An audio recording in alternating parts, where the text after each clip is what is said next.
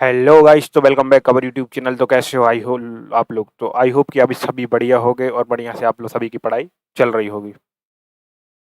तो जैसे कि आप सभी को पता है कि एसएससी जीडी के एग्जाम चल रहे हैं और हमारी जो रेगुलर है प्रैक्टिस क्लास आपके लिए चल रही है। एक्सपेक्टेड पेपर नंबर यहाँ पर हमारा 8 है और जिन जिन भाइयों के पेपर हो चुके हैं तो उनके लिए बहुत बहुत कॉन्ग्रेचुलेशन कि उनके अच्छे ही पेपर गए होंगे, और जिनके भी होने वाले हैं जैसे कि 4, 5, 6, 7, 8, 9, 10 जिनकी भी आगे परीक्षाएं होने वाली हैं इन दिनांकों में, तो उनके लिए एक्सपेक्टेड पेपर बहुत ही महत्वपूर्ण है। तो आप सभी को क्वेश्चन इसी पेपर में से आने वाला है, क्योंकि सेम पेपर फंस रहा है, सेम क्वेश्चन आ रहा है बच्चों को। ठीक है, तो आपको पूरा पेपर पूरा क्वेश्चन आपको देखने लास्ट तक बिल्कुल सेम टाइप के इसी प्रकार के इसी प्रैक्टिस सेट में से क्वेश्चन आ रहे हैं। जितने भी हमने प्रैक्टिस सेट करवाए उन्हीं में से क्वेश्चन आपको देखने को मिल रहा है। तो गाइस, आपको लास्ट तक वीडियो को जरूर देखना है। यहाँ पर ये रहा हमारा फर्स्ट क्वेश्चन। क्वेश्चन बहुत ही इंपॉर्टेंट है, आप सभी को कमेंट में जरूर बताना है इसका आंसर क्या रहेगा। क्वेश्चन नंबर 1 क्या है? अंडमान और निकोबार द्वीप समूह को कौन सा चैनल अलग करता है? तो ऑप्शन है ए 8 डिग्री चैनल, बी है 9 डिग्री चैनल, और सी है 10 डिग्री चैनल, और डी है 11 डिग्री चैनल। तो बताइए इसमें से राइट आंसर क्या हो जाएगा? बहुत ही इंपॉर्टेंट क्वेश्चन है ये। तो ऑप्शन सही क्या हो जाएगा? जो अंडमान और निकोबार द्वीप समूह को कौन सा डिग्री चैनल अलग करता है, तो यहाँ पर राइट आंसर हो जाएगा हमारा सी 10 डिग्री चैनल। अगर क्वेश्चन आपसे और पूछ ले कि अगर 8 डिग्री चैनल किस किस को अलग करता है, तो यहाँ पर हम थोड़ी सी ये क्वेश्चन भी आपको बन सकते हैं, क्योंकि अगर क्वेश्चन एक कहीं से आ गया तो उससे और क्वेश्चन आने की संभावना बढ़ जाती है। तो यहाँ पर मालदीव और मिनिकॉय द्वीप को कौन अलग करता है? 8 डिग्री चैनल। बात करें मालदीव और मिनिकॉय को कौन अलग करता है? 8 डिग्री चैनल। ठीक है, आपको याद रखना है ये जो अदर इन्फॉर्मेशन हम आपको लिखवा रहे हैं, ये क्वेश्चन भी पूछा जा सकता है आपसे। ठीक है, और अगर बात करें हम 9 डिग्री चैनल किस किस को अलग करता है, तो लक्षद्वीप और मिनिकॉय को अलग करता है। किस किस को करता है आप लोग बताइए? लक्षद्वीप और मिनिकॉय को। किसको? लक्षद्वीप और मिनिकॉय को। लक्षद्वीप और मिनिकॉय को। तो आपको ये याद रखना है। अगर क्वेश्चन आपसे 8 डिग्री पूछ ले, 9 डिग्री या 10 डिग्री, आप सभी याद आसानी से बता पाएंगे। ठीक है, इसके बाद हम नेक्स्ट क्वेश्चन देखते हैं अपना। श्री हरिकोटा द्वीप किस राज्य के पास स्थित है? बताइए, श्री हरिकोटा द्वीप किस राज्य के पास स्थित है? Option A Tamil Nadu, option B Kerala, option C Andhra Pradesh, option D Orissa. क्या हो जाएगा राइट आंसर? आपको बताइए। राइट आंसर हो जाएगा हमारा ऑप्शन सी आंध्र प्रदेश। श्रीहरिकोटा द्वीप कहाँ स्थित है? आंध्र प्रदेश राज्य के पास में स्थित है। ठीक है, तो राइट आंसर हमारा सी हो जाएगा। ठीक है, नेक्स्ट क्वेश्चन देखते हैं। कमेंट जरूर कर दे जाए साथ में। 1855-56 के संताल विद्रोह के प्रमुख नेता कौन थे? बताइए, संथाल विद्रोह के प्रमुख नेता कौन थे? बताइए। तो संथाल विद्रोह ब्रिटिश शासन के समय पे 1855 से 1856 के बीच में हुआ था, और ये इसके जो प्रमुख नेता थे कौन थे? सिद्धू और कानू। ठीक है, सिद्धू कानू, सिद्धू और कानू। अगर बात करें चांद और भैरव भी थे। अगर एक्स्ट्रा आपसे एक्स्ट्रा कुछ पूछता है तो चांद और भैरव भी थे, इसको भी आप ध्यान रख सकते हैं। इनका भी क्वेश्चन कभी कभी बन जाता है। ठीक है, तो आपको इसको भी ध्यान रखना है। चांद और भैरव भी थे किस कौन थे विद्रोह के? संथाल विद्रोह के। बहुत ही इंपॉर्टेंट क्वेश्चन है और दोबारा रिपीट होने की पूरी पूरी संभावना है। क्वेश्चन नंबर 4 है अपना, ये रहा। नोबेल पुरस्कार जीतने वाले पहले भारतीय कौन थे? बताइए, नोबेल पुरस्कार जीतने वाले पहले भारतीय कौन थे? तो कौन थे? रविन्द्रनाथ टैगोर जी। कौन थे? रविन्द्रनाथ टैगोर जी। तो इनके किस रचना के लिए अगर बात करें कि नोबेल पुरस्कार मिला था, बहुत ही इंपॉर्टेंट क्वेश्चन है, किस रचना के लिए मिला था? तो इनकी एक रचना थी। इनकी रचना क्या थी? गीतांजलि, जो आप सभी ने पढ़ा होगा। गीतांजलि इनकी एक रचना थी जिसके लिए इन्हें क्या मिला था? बताइए, जिसके लिए इन्हें क्या मिला था? नोबेल पुरस्कार। तो आपको बहुत ही इंपॉर्टेंट क्वेश्चन है, ध्यान रखना है कि रविन्द्रनाथ टैगोर को पहली बार पुरस्कार मिला था नोबेल, और किस रचना के लिए मिला था? इनकी कौन सी रचना के लिए मिला था? रचना थी इनकी गीतांजलि। ठीक है, आपको याद रखना है। नेक्स्ट क्वेश्चन देखते हैं। ये रहा अपना नेक्स्ट क्वेश्चन। प्रथम पंचवर्षीय योजना किस मॉडल पर आधारित थी? क्वेश्चन इंपॉर्टेंट है, आ भी चुका है क्वेश्चन, इंपॉर्टेंट क्वेश्चन है और आए। तो किस मॉडल पर आधारित थी प्रथम पंचवर्षीय योजना? बताइए, राइट आंसर क्या हो जाएगा? तो ये थी अपनी हेरोड डोमर मॉडल पर। किस मॉडल पर? हेरोड डोमर मॉडल पर थी प्रथम पंचवर्षीय योजना। ठीक है, और दूसरी पंचवर्षीय की योजना की बात करें, अगर दूसरी की बात करें तो दूसरी किस पर थी? PC Mahalanobis model. PC Mahalanobis model. तो अगर दूसरी पूछ लेता है आपसे क्वेश्चन तो आपको वहां लगा देना है PC Mahalanobis model right answer में। ठीक है, यहाँ पर हम नेक्स्ट क्वेश्चन देखते हैं अपना। नेक्स्ट क्वेश्चन ये रहा। किस संविधान संशोधन द्वारा मतदान की आयु 21 वर्ष से घटाकर 18 वर्ष कर दी गई। तो कौन सा संविधान संशोधन था जिसमें कि जो आयु थी 21 वर्ष से घटाकर मतदान की 18 वर्ष कर दी गई, बताइए। तो वो कौन सा अनुच्छेद? अनुच्छेद 326 में। इसमें जो 326 में क्या था, आर्टिकल 326 में था मतदान की आयु, मतदान की आयु के बारे में वर्णन था, ठीक है। तो इसमें संशोधन किया था कौन से संशोधन के तहत? तो संशोधन कौन सा था? 61वां संशोधन। तो कौन सा था? 61वां संशोधन। अगर बात करें, क्वेश्चन आपसे पूछ लेता है कि ये संशोधन कब हुआ था, तो आपको लगा देना है वहां पर 1989 में। कब हुआ था? 1989 में। आपको राइट आंसर वहां पर लगा देना है। बहुत ही इंपॉर्टेंट क्वेश्चन है, पूछा जा सकता है। जितने भी मैं फैक्ट बता रहा हूँ आपको, ये चीजें आपको याद रखनी है। इनका भी नए क्वेश्चन बनते हैं, क्वेश्चन कुछ अलग से नहीं आते, क्वेश्चन इन्हीं से बनते हैं, ठीक है। नेक्स्ट क्वेश्चन देखते हैं। दिल्ली सल्तनत के किस सुल्तान ने रक्त और लोहे की नीति अपनाई थी, बताइए। किसने? इल्तुतमिश, अलाउद्दीन खिलजी, गयासुद्दीन बलबन या मोहम्मद बिन तुगलक। राइट आंसर क्या हो जाएगा, आपको कमेंट में बताना है। तो किसने? इल्तुतमिश ने, अलाउद्दीन खिलजी ने, या गयासुद्दीन बलबन ने, या मोहम्मद? तो गयासुद्दीन बलबन ने। किसने? गयासुद्दीन बलबन ने। अगर बात करें सजदा एवं पेबोस की प्रथा किसने चलाई थी? अगर बात करें हम कि सजदा सजदा एवं पेबोस की प्रथा किसने चलाई, तो आपको वो कमेंट में बताना है कि सजदा एवं पेबोस की प्रथा किसने चलाई थी। बहुत ही इंपॉर्टेंट क्वेश्चन है और ये क्वेश्चन भी आ चुका है। सजदा एवं पेबोस की प्रथा किसने चलाई थी, आपको कमेंट में जरूर बताना है। आपको कमेंट में देखूंगा किस किसने राइट आंसर बताया है, ठीक है। नेक्स्ट क्वेश्चन देखते हैं। भारत में श्वेत क्रांति के जनक के रूप में किसे जाना जाता है, बताइए। अगर श्वेत क्रांति की बात करें तो श्वेत क्रांति किससे संबंधित है? अगर बात करें श्वेत क्रांति किससे संबंधित है, तो दूध से संबंधित है। किससे संबंधित है? दूध से संबंधित है। अगर यहीं पे हम बात कर लें हरित क्रांति, हरित क्रांति का संबंध किससे है? हरित क्रांति का संबंध अगर बात करें हम किससे है, तो किससे है? कृषि से है। कृषि से है। किससे? कृषि है। और अब बात बतें पीली क्रांति की, अगर हम बात करते हैं पीली क्रांति की अगर बात करते हैं, तो आप सभी को बताना है कि पीली क्रांति के संबंध किससे है। आपको कमेंट में जरूर बताना है कि पीली क्रांति के संबंध किससे है, आपको कमेंट में जरूर बताना है। तो क्वेश्चन यहाँ पर क्या था, भारत में श्वेत क्रांति के जनक के रूप में किसे जाना जाता है? तो डॉक्टर जो वर्गीज कुरियन जी थे, इन्हें किसके नाम से जाना जाता है? श्वेत क्रांति के जनक के नाम से जाना जाता है, ठीक है। अगर बात करें, आपसे एक और क्वेश्चन पूछ लेता हूं मैं, एक और क्वेश्चन पूछ लेता हूं आपसे कि अगर हरित क्रांति के जनक कौन थे? हरित क्रांति के जनक, हरित क्रांति के जनक कौन थे? तो आपसे एक और क्वेश्चन पूछ लेता हूं, तो आपको कमेंट में जरूर बताना है कि जो हरित क्रांति के जनक थे वो कौन थे। अगर आपको यहाँ ऑप्शन में दिख रहा होगा तो उनका नाम यहाँ पे भी शामिल है। हरित क्रांति के जो जनक थे उनका नाम शामिल है। आप सभी को कमेंट में जरूर बताना है, कमेंट आपको जरूर बताना है कि हरित क्रांति के जनक कौन थे, ठीक है। नेक्स्ट क्वेश्चन देखते हैं। भारत में नीली क्रांति का संबंध किससे है? तो मैंने अभी आपको कौन कौन सी क्रांति बताई, एक बताई कौन सी? हरित क्रांति, श्वेत क्रांति बताई। आप सभी बता सकते हैं श्वेत क्रांति के जनक किससे है, और श्वेत क्रांति के साथ मैंने बताई हरित क्रांति बताई आपको। अब बात आई नीली क्रांति की। नीली क्रांति का संबंध किससे है? मत्स्य पालन से, मत्स्य पालन से है, यानी कि मछलियों का पालन है जो नीली क्रांति। क्योंकि मत्स्य नीली क्रांति संबंध क्यों है? क्योंकि समुद्र होता है नीला, तो उसमें जो मछलियों का पालन होता है उसे मत्स्य पालन कहते हैं। तो जो नीली क्रांति का संबंध किससे है? मत्स्य पालन से है। आपको याद रखना है, बहुत ही इजी क्वेश्चन है और इम्पोर्टेंट भी है, ठीक है। नेक्स्ट क्वेश्चन देखते हैं। प्रसिद्ध पुष्कर मेला राजस्थान के किस जिले में आयोजित किया जाता है, बताइए। जयपुर, अजमेर, कोटा या जैसलमेर, बताइए कहाँ पर आयोजित किया जाता है? प्रसिद्ध जो पुष्कर मेला होता है तो कहाँ पर आयोजित किया जाता है? अजमेर में। कहाँ? अजमेर में। और अगर बात करें कि दुनिया में सबसे बड़े ऊंटों के मेले में से एक है, कौन सा? सबसे बड़े ऊंटों के मेले में से एक है कौन सा? पुष्कर मेला। तो आपको याद रखना है कि सबसे बड़े ऊंटों के मेले में से एक है कौन सा? पुष्कर मेला, जो कहाँ लगता है? अजमेर, राजस्थान में। आपको ध्यान रखना है। नेक्स्ट क्वेश्चन देखते हैं कि पैरा ओलंपिक खेलों में 2 स्वर्ण पदक जीतने वाले पहले भारतीय खिलाड़ी कौन थे? आपको कमेंट में बताना है। पैरा ओलंपिक खेलों में 2 स्वर्ण पदक जीतने वाले पहले भारतीय खिलाड़ी कौन थे, बताइए। देवेंद्र झाझरिया, सुमित अंतिल, अवनी लेखरा या मरियप्पन थंगावेलु, बताइए राइट आंसर क्या हो जाएगा? इसका राइट आंसर हो जाएगा देवेंद्र झाझरिया। राइट आंसर हमारा ए हो जाएगा। इन्हें 2004 और 2016 में क्या, 2004 में जीता एक, और एक 2016 में स्वर्ण पदक जीता। तो राइट आंसर हमारा हो जाएगा क्या? देवेंद्र झांझरिया। नेक्स्ट क्वेश्चन देखते हैं। अब आपको क्या करना है, साथ ही साथ कमेंट करते जाना है। अब तो 12वें क्वेश्चन से आपको साथ में कमेंट भी करना है। मैं आपके सभी के कमेंट देख रहा हूँ, आप गलत करें चाहे सही करें, लेकिन आपको कमेंट जरूर करना है। जितने भी लोग देख रहे हैं कमेंट करते जाना है साथ में। बताइए अब 12वें क्वेश्चन को आपका राइट आंसर बताना है। अब मैं आपके कमेंट यहाँ पर देख रहा हूँ।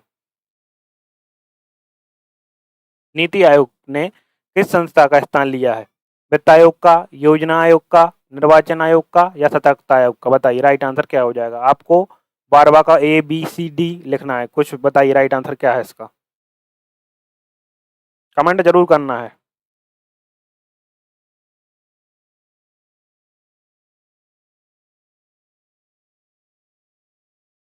बताइए।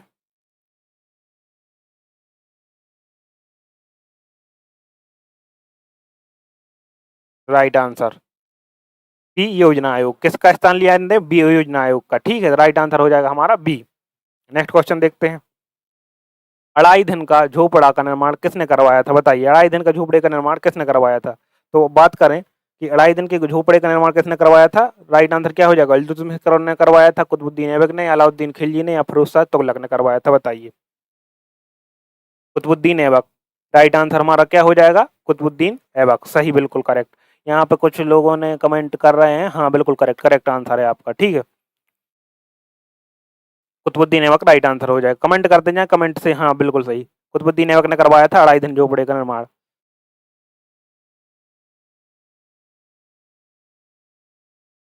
नेक्स्ट क्वेश्चन देखते हैं। इसका बताइए, आपको इसका राइट आंसर बताइए। किस मुगल शासक को जिंदा पीर कहा जाता है? इसका कमेंट में आंसर बताना है आप सभी को। अकबर को कहा जाता है, जहांगीर को, शाहजहां को या औरंगजेब को? आपको लिखना है 14, मतलब आपको जब भी आंसर लिखें आप कमेंट में, तो आपको लिखना है पहले क्वेश्चन नंबर 14 और उसके आगे उसका ABCD कुछ भी। ठीक है, तो आपको कमेंट में कर लिखना है। राइट आंसर क्या हो जाएगा इसका? औरंगजेब। औरंगजेब को क्या कहा जाता है? जिंदा पीर कहा जाता है। नेक्स्ट क्वेश्चन देखते हैं। छिपी हुई बेरोजगारी मुख्य रूप से किस क्षेत्र में पाई जाती है? बताइए। उद्योग क्षेत्र, कृषि क्षेत्र, सेवा क्षेत्र या विनिर्माण क्षेत्र? बताइए राइट आंसर क्या हो जाएगा। किस क्षेत्र में पाई जाती है? कृषि क्षेत्र में छिपी हुई बेरोजगारी। नेक्स्ट क्वेश्चन देखते हैं। क्वेश्चन बहुत सारे इंपोर्टेंट क्वेश्चन करवा रहे हैं, एक एक क्वेश्चन आपके लिए बहुत ही महत्वपूर्ण है और आपकी परीक्षा में आने की पूरी पूरी उम्मीद है। ठीक है, तो आपको पूरे जो क्वेश्चन है पूरे देखने हैं, एक एक भी क्वेश्चन आपको मिस नहीं करना है, इनमें से आपके क्वेश्चन जरूर फंसेंगे। ऑपरेशन फ्लड का संबंध किससे है? बताइए। ऑपरेशन फ्लड का संबंध किससे है? तो ऑपरेशन फ्लड का जो संबंध है किससे है? दुग्ध उत्पादन से है। तो राइट आंसर हमारा बी हो जाएगा। ठीक है, नेक्स्ट क्वेश्चन देखते हैं। मौलिक कर्तव्यों को भारतीय संविधान के किस भाग में जोड़ा गया? बताइए। बात करें तो मौलिक कर्तव्य को किस भाग में जोड़ा गया? भाग 4 के काम है। किस में जोड़ा गया? भाग 4 के काम है। इसे कौन से संशोधन में जोड़ा गया? तो आप क्वेश्चन अगर पूछ लेता है कब जोड़ा गया, सबसे पहली बात किस संशोधन में जोड़ा गया। ठीक है, तो बात करें कब जोड़ा गया, तो जोड़ा गया है 1976 में। और संशोधन कौन सा था? 42वां संविधान संशोधन। कौन सा था? 42वां संविधान संशोधन। ठीक है, तो आपको यहाँ पर याद रखना है, ये क्वेश्चन अब ये आपके बन सकते हैं, ये दो क्वेश्चन भी आपके बन सकते हैं, तो आपको इन दो क्वेश्चनों को भी याद रखना है। नेक्स्ट क्वेश्चन देखते हैं। नीति आयोग का गठन कब हुआ था? बताइए। नीति आयोग का गठन कब हुआ था? बीजेपी सरकार के समय में हुआ था, तो कब हुआ था बताइए। 18वीं का राइट आंसर क्या हो जाएगा? 1 जनवरी, हाँ हाँ 1 जनवरी 2015। तो कब हुआ था? क्वेश्चन नंबर 18 का बी राइट आंसर हो जाएगा। कब हुआ था हमारा? 1 जनवरी 2015 में बीजेपी सरकार के समय में हुआ था इसका नीति आयोग का गठन। फीफा वर्ल्ड कप 2022 का खिताब किस देश ने जीता? बताइए। फीफा वर्ल्ड कप 2022 का खिताब फ्रांस ने जीता, अर्जेंटीना ने जीता, ब्राजील ने जीता या मोरक्को ने जीता? राइट आंसर हमारा क्या हो जाएगा? कमेंट में बताना है आपको। तो राइट आंसर क्या हो जाएगा? किसने जीता? अर्जेंटीना ने जीता, तो बी हमारा राइट आंसर हो जाएगा। नेक्स्ट क्वेश्चन देखते हैं। तराइन का प्रथम युद्ध 1191 के बीच लड़ा गया। ठीक है, तो किस किस के बीच में लड़ा गया था तराइन का प्रथम युद्ध? मोहम्मद गौरी और पृथ्वीराज चौहान, अकबर और हेमू, अकबर बाबर और इब्राहिम लोदी, अहमद शाह अब्दाली और मराठा। ठीक है, तो बताइए राइट आंसर इसका क्या हो जाएगा? तो किस किस के बीच लड़ा गया था? मोहम्मद गौरी और पृथ्वीराज चौहान। तो राइट आंसर क्या हो जाएगा? ये हमारा मोहम्मद गौरी और पृथ्वीराज चौहान। आपको ये बताना है तराइन का द्वितीय युद्ध, तराइन का द्वितीय युद्ध कब और किस किस के बीच लड़ा गया? आपको कमेंट में बताना है ये क्वेश्चन। ठीक है, क्वेश्चन आपको बताना है तराइन का द्वितीय युद्ध कब और किस किस के बीच में लड़ा गया, आपको कमेंट में जरूर बताना है। ठीक है, कमेंट आप सभी के देखे जाएंगे। आप सभी इसका राइट आंसर कमेंट जरूर करना है कि तराइन का द्वितीय युद्ध जो है कब और किसके बीच लड़ा गया था। राज्यपाल को शपथ कौन दिलाता है? राष्ट्रपति, प्रधानमंत्री, राज्य के उच्च न्यायालय के मुख्य न्यायाधीश या मुख्यमंत्री? बताइए कौन दिलाता है? तो राज्य के उच्च न्यायालय के मुख्य न्यायाधीश, राज्य के उच्च न्यायालय के मुख्य न्यायाधीश किसको, राज्यपाल को शपथ दिलाते हैं। ठीक है, तो राइट आंसर हमारा यहाँ पे सी हो जाएगा। नेक्स्ट क्वेश्चन देखते हैं, भारतीय संविधान के किस अनुच्छेद में राष्ट्रपति के क्षमादान की शक्ति का उल्लेख है? तो राइट आंसर क्या हो जाएगा हमारा यहाँ पे, बी, आर्टिकल 74(2). ठीक है, तो राइट आंसर यहाँ पर हमारा आर्टिकल 72 हो जाएगा। ठीक है, नेक्स्ट क्वेश्चन देखते हैं, विश्व का सबसे बड़ा डेल्टा कौन सा है? विश्व का सबसे बड़ा डेल्टा कौन सा है? बहुत ही इंपॉर्टेंट क्वेश्चन है। और अगर बात करें कि विश्व का सबसे बड़ा डेल्टा कौन सा है, सुंदरबन डेल्टा है, जो किस साइड है, पश्चिम बंगाल साइड है। ठीक है, तो राइट आंसर हमारा बी हो जाएगा। इंपॉर्टेंट क्वेश्चन है ये। नेक्स्ट क्वेश्चन देखते हैं, बुलंद दरवाजे का निर्माण अकबर ने किस विजय की स्मृति में करवाया था? जो बुलंद दरवाजे का निर्माण है, अकबर ने किस विजय की स्मृति में करवाया था? ऑप्शन ए मालवा विजय, बी गुजरात विजय, सी मेवाड़ विजय और डी काबुल विजय। राइट आंसर इसका क्या हो जाएगा, बताइए इसका राइट आंसर क्या होगा? किस विजय में करवाया था बुलंद दरवाजे का निर्माण? गुजरात विजय। कौन सी विजय में? गुजरात विजय में करवाया था। ठीक है, अकबर ने करवाया था। अगर बात करें तो बुलंद दरवाजे का निर्माण आपको याद रखना है। नेक्स्ट क्वेश्चन, भारत का सबसे बड़ा राष्ट्रीय उद्यान कौन सा है? भारत का सबसे बड़ा राष्ट्रीय उद्यान कौन सा है? Jim Corbett, Hemis national park, गिर नेशनल पार्क या काजीरंगा नेशनल पार्क? तो कौन सा है? Hemis national park. Right answer क्या हो जाएगा आपका?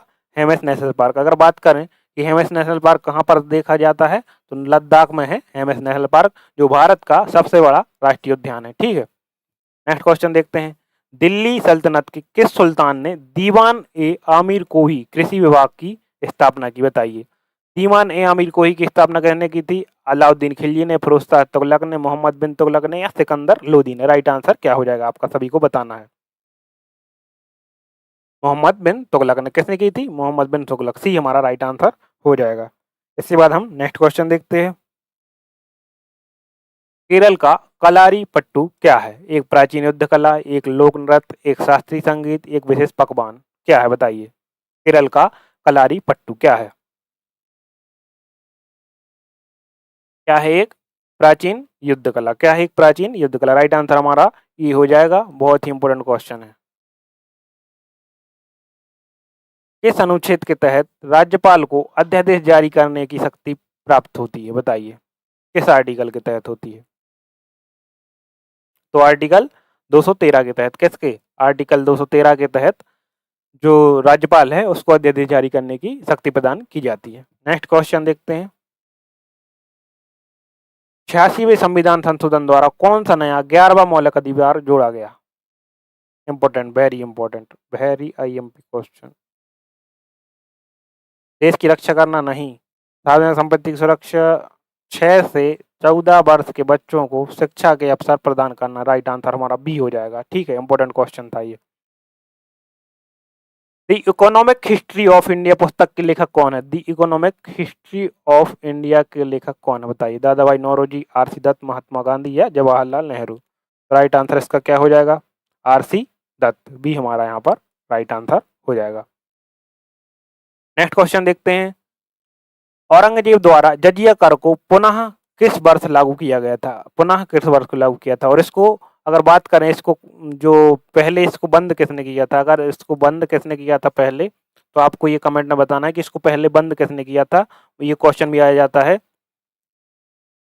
तो बंद किसने किया था आपको ये बताना है सबसे पहले तो। और फिर पुनः लगाया किस वर्ष लगाया, आप सभी बताइए। 1669, 1679, 1687 या 1707 में? तो कब? 1679 में औरंगजेब ने इसे पुनः लगाया था। ठीक है, नेक्स्ट क्वेश्चन देखते हैं, उन्मीलन, उन्मीलन शब्द का सही विलोम क्या होगा? बताइए, उन्मीलन शब्द का सही विलोम क्या होगा? क्या होगा? निमीलन। क्या होगा? निमीलन। सही, बिल्कुल सही, राइट आंसर भी राइट आंसर हो जाएगा। भारतीय संविधान के इस अनुच्छेद में ग्राम पंचायतों का गठन का उल्लेख है? बताइए, ग्राम पंचायतों का गठन का उल्लेख कौन से आर्टिकल में है? आर्टिकल 40। कल मैंने एक क्वेश्चन बताया था आपको कि आर्टिकल आर्टिकल 44 में क्या है। आप सभी को बताना है आर्टिकल 44 में क्या है कमेंट में। ये क्वेश्चन कई बार पूछा गया है, तो आप सभी को ये वो क्वेश्चन कमेंट में जरूर बताना है कि आर्टिकल 44 में क्या है। नेक्स्ट क्वेश्चन देखते हैं, कुब्बत उल इस्लाम मस्जिद का निर्माण किसने करवाया था? कुब्बत उल इस्लाम मस्जिद का निर्माण किसने करवाया था? बताइए, किसने करवाया? कुतुबुद्दीन ऐबक ने करवाया क्या, अलाउद्दीन खिलजी ने या बलबन ने। तो राइट आंसर क्या हो जाएगा आपको बताइए, कुतुबुद्दीन ऐबक। किसने करवाया था कुब्बत उल इस्लाम मस्जिद का, कुतुबुद्दीन। आपको याद ऐसे रखना है, कहाँ से कुतुबुद्दीन ऐबक और कहाँ से कुतुबुद्दीन कुब्बत उल इस्लाम मस्जिद। राइट आंसर हो जाएगा कुतुबुद्दीन ऐबक। नेक्स्ट क्वेश्चन देखते हैं, तीन ए इलाही धर्म की स्थापना अकबर ने किस वर्ष में की थी बताइए। तीन ए इलाही धर्म की स्थापना अकबर ने किस वर्ष में की थी, कब की थी, 1582 में। कब की थी, 1582 में। राइट आंसर हमारा हो जाएगा। नेक्स्ट क्वेश्चन देखते हैं, चोल साम्राज्य के दौरान ग्रामीण प्रशासन की जानकारी किस अभिलेख से मिलती है, ऐहोल अभिलेख, उत्तर मैरूर अभिलेख, या प्रयाग प्रशस्ति, या जूनागढ़ अभिलेख। तो किससे मिलती है, उत्तर मैरूर अभिलेख। बी यहाँ पर हमारा राइट आंसर हो जाएगा। न्यूनतम आवश्यकता कार्यक्रम किस पंचवर्षीय योजना में शुरू किया गया था, चौथी योजना है, या पांचवी योजना है, या छठवीं योजना है, या सातवीं योजना है। तो योजना कौन सी थी हमारी, पांचवी योजना, जिसमें क्या शुरू किया गया, न्यूनतम आवश्यकता कार्यक्रम। नेक्स्ट क्वेश्चन देखते हैं, खेलो इंडिया यूथ गेम्स 2025 का आयोजन किस राज्य में किया गया है बताइए। खेलो इंडिया यूथ गेम्स 2025 का आयोजन किस राज्य में किया गया। Option A Haryana, option B Bihar, option C Maharashtra, option D Madhya Pradesh. 2025 वाला है ये, कहाँ पर आयोजन किया गया था इसका, बिहार में। कहाँ पर किया गया था, बिहार में। राइट आंसर हमारा हो जाएगा B. Next question, Dada Saheb Phalke पुरस्कार 2025 किसे प्रदान किया गया, अमिताभ बच्चन, मिथुन चक्रवर्ती, वहीदा रहमान, या रजनीकांत।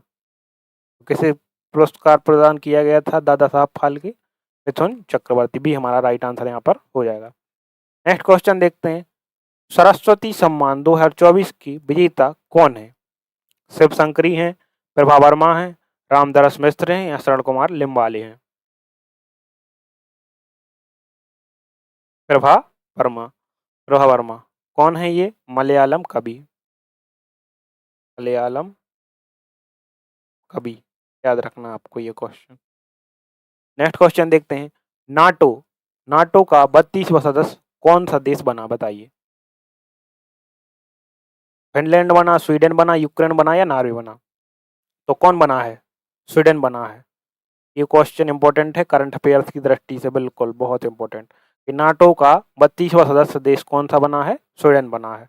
नेक्स्ट क्वेश्चन देखते हैं, सदस्य संसद का सदस्य ना होते हुए भी कौन संसद की कार्यवाही में भाग ले सकता है, मुख्य न्यायाधीश, महान्यायविद, मुख्य चुनाव आयुक्त, नियंत्रक एवं महालेखा परीक्षक। तो कौन ले सकता है, महान्यायवादी। कौन ले सकता है, महान्यायवादी, अटॉर्नी जनरल जिसे हम कहते हैं। तो आपको ये क्वेश्चन याद रखना है, इंपॉर्टेंट क्वेश्चन है, दोबारा आ सकता है।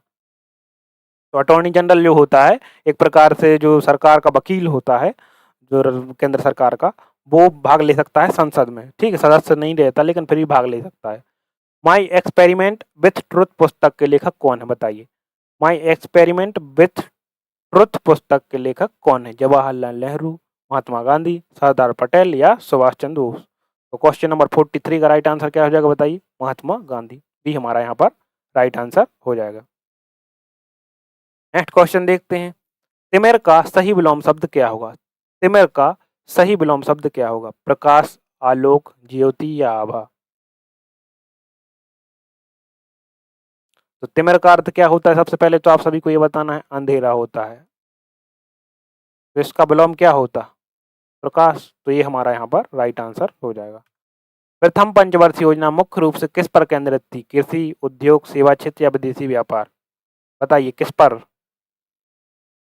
तो किस पर वो थी, कृषि पर। तो ये हमारा यहाँ पर राइट आंसर हो जाएगा। नेक्स्ट क्वेश्चन देखते हैं, प्लासी का युद्ध 23 जून 1757 में अंग्रेज और किसके बीच लड़ा गया था। प्लासी का युद्ध किस किस के बीच लड़ा गया था, सिराजुद्दौला, अंग्रेज और सिराजुद्दौला, जो कहाँ के नवाब थे, बंगाल के नवाब। बात करें तो ये कहाँ के नवाब थे, बंगाल के नवाब।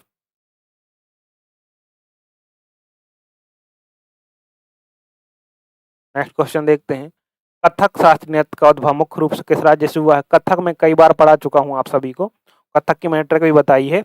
तो अभी मैं आपको डायरेक्ट बता देता हूँ, ट्रिक आपको देखनी है तो मेरी एक शॉर्ट वीडियो डली है चैनल पर, तो वो देख लीजिए, शास्त्रीय लोक नृत्य की, आपको याद हो जाएंगे। ठीक है, उत्तर प्रदेश, कहाँ से हुआ है, उत्तर प्रदेश। नेक्स्ट क्वेश्चन, होला मोहल्ला त्योहार किस समुदाय से संबंधित है, बताइए, होला मोहल्ला जो त्योहार है वो किस समुदाय से संबंधित है? किससे संबंधित है? राइट आंसर क्या हो जाएगा इसका? सिख से। किससे? सिख से। बी हमारा right answer. Next question, question number 49 क्या है? सागा दावा किस राज्य का प्रमुख बौद्ध त्योहार है? लद्दाख, सिक्किम या हिमाचल प्रदेश? तो राइट आंसर इसका हो जाएगा सिक्किम। नेक्स्ट क्वेश्चन, एकता प्रणाली की शुरुआत किसने की थी? एकता प्रणाली की शुरुआत की थी किसने? इल्तुतमिश ने। किसने की थी? इल्तुतमिश ने। यहाँ पर कुछ मैथ्स के क्वेश्चन है। एक दुकानदार किसी वस्तु पर 20% की छूट देता है और फिर भी 12% का लाभ कमाता है, तो अंकित मूल्य 350 रुपये है, तो क्रय मूल्य बताओ। तो कैसे करेंगे? 350 रुपये क्या है? कॉस्ट प्राइस है, ठीक है। मतलब कि कौन सी प्राइस है? मार्क प्राइस है। तो इसको अंकित मूल्य पर 350, अंकित मूल्य 350 है, ठीक है, इसको अपन ने मान लिया। किसी वस्तु पर 20% की छूट देता है, 20% की छूट देता है यानी कि 80 में बेचता है।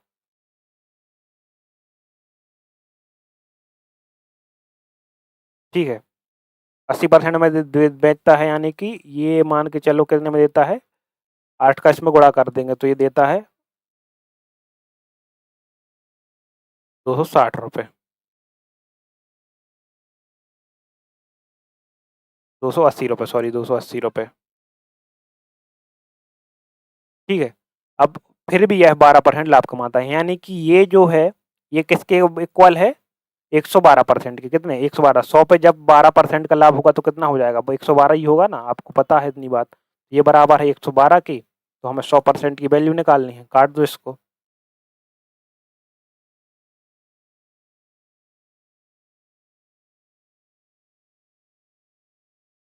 ये कुछ मिस्टेक किया है। यदि अंकित मूल्य 350 है, ठीक है, यहाँ पर हमने ठीक किया। 80%, ठीक है, यहाँ पर ये सही किया।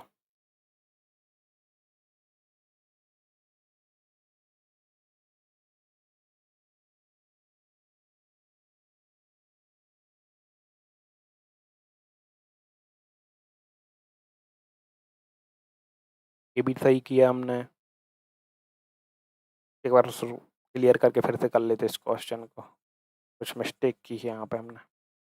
सबसे पहले क्वेश्चन कह रहा है यदि अंकित मूल्य 350 रुपये, चलो 350 रुपये ये रहा। किसी वस्तु पर 20% की छूट देता है और फिर 12% का लाभ कमाता है। 20% की छूट दे दी यानी कि हमने उसे 80 में कोई वस्तु दे दी। चलो ठीक है, 80 में दी तो